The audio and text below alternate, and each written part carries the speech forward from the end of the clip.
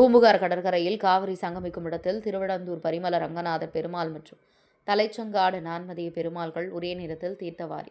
மயிலாடுதுறை அருகே உள்ள திருவிடந்தூர் பரிமள ரங்கநாதர் கோவிலில் இருந்து மாசி மகத்தையொட்டிய பௌர்ணமி நாளில் பெருமாள் பல்லக்கில் எழுந்தருளி விடியற்காலை தருமகுலம் பெருமாள் கோவிலுக்கு எழுந்தருளினார். அங்கு அவருடன் சிறப்பு பூஜைகள் நடத்தப்பட்டன. தொடர்ந்து பெருமாள் அங்கிருந்து புறப்பட்டு பூம்புகார் கடற்கரையில் உள்ள காவிரி சங்கமத்துறையில் எழுந்தருளினார். பரிமள ரங்கநாதரை தொடர்ந்து தலைச்சங்காடு நான்மதிய பெருமாளும் அங்கு எழுந்தருள பட்டாச்சாரியார்கள் வேத மந்திரங்கள் முழங்க சிறப்பு அபிஷேக ஆராதனை நடத்தப்பட்டது. தொடர்ந்து பெருமாள்கள் கடலில் தீர்த்தமளிக்கும் நிகழ்ச்சி நடந்தது. அப்போது திரளான பக்தர்கள் ஒரு சேர கடலில் புனித நீராடினர். தொடர்ந்து பெருமாளுக்கு சிறப்பு ஆராதனை நடைபெற்றது. சீர்காழி செய்திகளுக்காக சாமி பத்மநாபன்.